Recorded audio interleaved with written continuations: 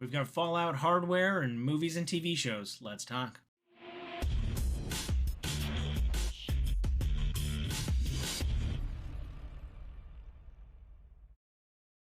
What up, viewers? What up? What up? Couch Swoops here, and today is Friday, January 9th, and that means it's time for a quick recap of the week in video game news. Fallout is coming to Call of Duty as the latest event pass for Call of Duty includes all your favorite characters from the Amazon TV show Fallout, which is going right now.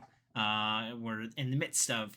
You can earn all different kind of character skins. You can run around as Lucy McLean. You can run around as you can put on the bumpy skin of the ghoul, or I think you can run around in power armor even. So probably be hard to like hide while wearing power armor, but I digress. So yeah, Fallout is everywhere. I've got the Dave's hot chicken in my stomach to prove it. So yeah, if you're playing Call of Duty, you can hop in and earn some rewards and play as your favorite Fallout characters from the TV show.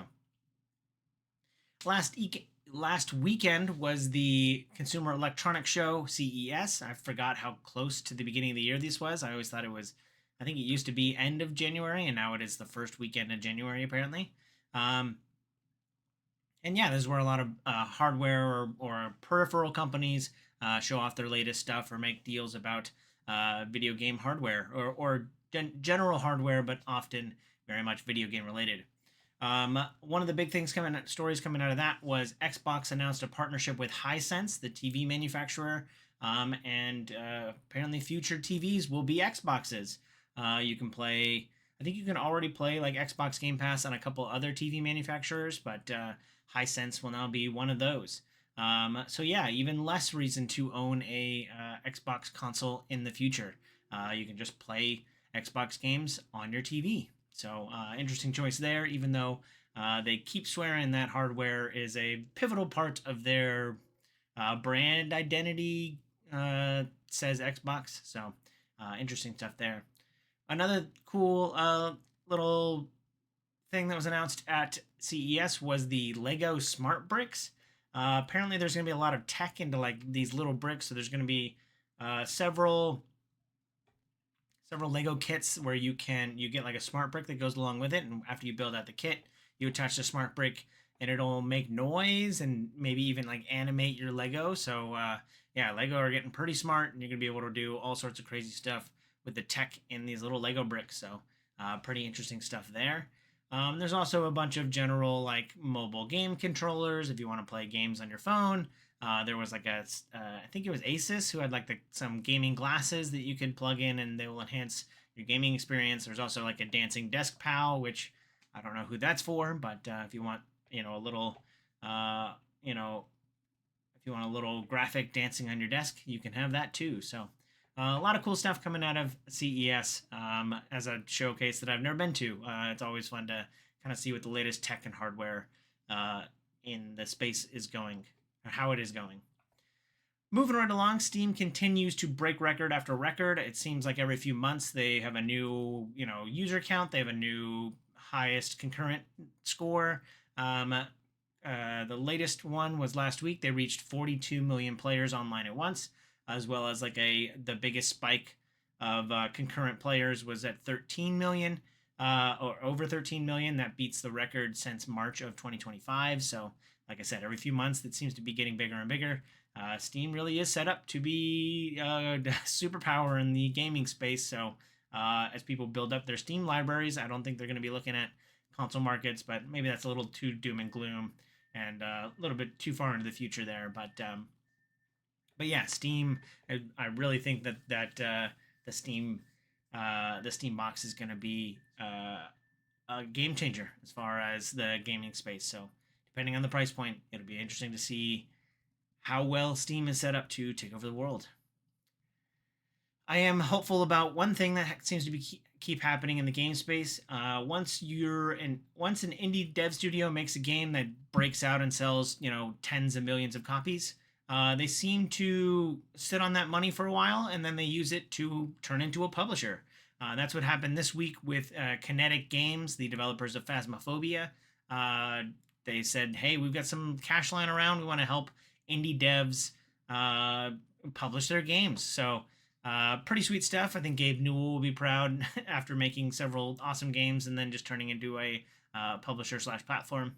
A little bit different, but yeah, I know that I feel like another studio said that they were going to do it, do that kind of thing where, now that they have all this kind of money laying around, they want to help indie devs. So interested to see. Hopefully, this is the games industry healing itself after all the massive layoffs in AAA that have been happening for the last couple years. So yeah, if indie devs will help other indie devs with the breakout indie devs will help other indie devs publish their games. I think that's a win-win. So excited to see what comes of that, and if more publishers of great indie games continue to do the same.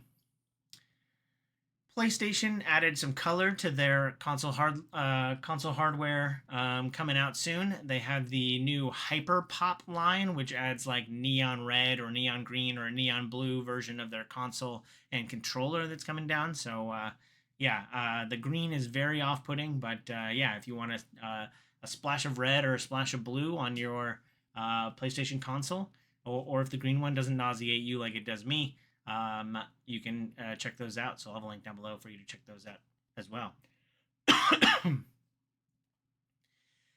Based on Amazon put out a website kind of celebrating Fallout and more Fallout news, kind of allowing people like a website so you can go in and like they'll do like you can do like a walking tour of the vaults, and based on some digging people have found online.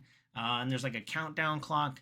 People are starting to speculate on whether or not this means that they're announcing a remaster of a game, which would be interesting to see. That hopefully that's now is the perfect time to kind of capitalize on Fallout, considering it's coming out and people are watching it week to week and getting more and more excited about it. Yeah, the two top contenders would be a Fallout 3 remaster or a Fallout New Vegas remaster. New Vegas being a little bit more apt, considering A, the show is set in New Vegas, and B, it's exactly 15 years since New Vegas came out. So it'll be fun to see if New Vegas gets remastered, but maybe more likely to be a Fallout 3 remaster. But regardless, pretty exciting stuff, and but all based on non-substantiated rumors. So as I always say, the games industry is made on these rumors and speculation. So I hope there's a remaster coming down the pipe. I think now would be the time to kind of announce something, but we'll have to wait and see, I guess. Speaking of more TV shows, now that Stranger Things is over, Vecna is set and primed to join the catalog of horror icons that is Dead by Daylight, joining the ranks of Mike Myers and Freddy Krueger, Jason, all the other great. Vecna can now join them, as there's a new DLC coming out for Dead by Daylight that's all Stranger Things themed. So excited stuff there. You can still play as your favorite Stranger Things characters within Dead by Daylight. Keep that light burning, yeah. In the world of movies, the third Avatar movie has generated a bump in a video game. The Far Cry skinned Avatar game, or the Avatar skinned Far Cry game, Frontiers of Pandora, got a pretty big bump this week. Their concurrent users went up to like 16K on Steam at any given time. So yeah, pretty big bump, pretty significant bump in players playing Frontiers of Pandora after sitting through the 3.5-hour blockbuster that is Avatar Fire and Ash. Last but not least, in the world of not video games and not movies, the CEO of Embark says that they've been approached several times to kind of to spin off a movie or TV show based on Arc Raiders. The game is super successful and they want to capitalize on that. But the CEO has been denying those left and right. I think it's a prime world to kind of jump in and you can tell some very human stories in that world. But I could see that they're not willing to let go of the reins at this point and keep capitalizing on it on the way they can, as opposed to starting up a licensing business and all that kind of stuff. So exciting stuff. Arc Raiders, one of the biggest games of last year, still continues to grow and grow and grow. More and more units sold every week, and it was the biggest game on Steam the week of Christmas, and it keeps selling more and more. I think they've reached a significant milestone in sales. So yeah, fun stuff to see there, but we won't be getting a TV show or a movie based on Arc Raiders anytime soon. That's it for this week. Let me know if you feel I forgot anything down below in the comments. But as always, thanks for watching. I hope you have a super day. I hope you have a super weekend. And I hope you have a super day. Bye.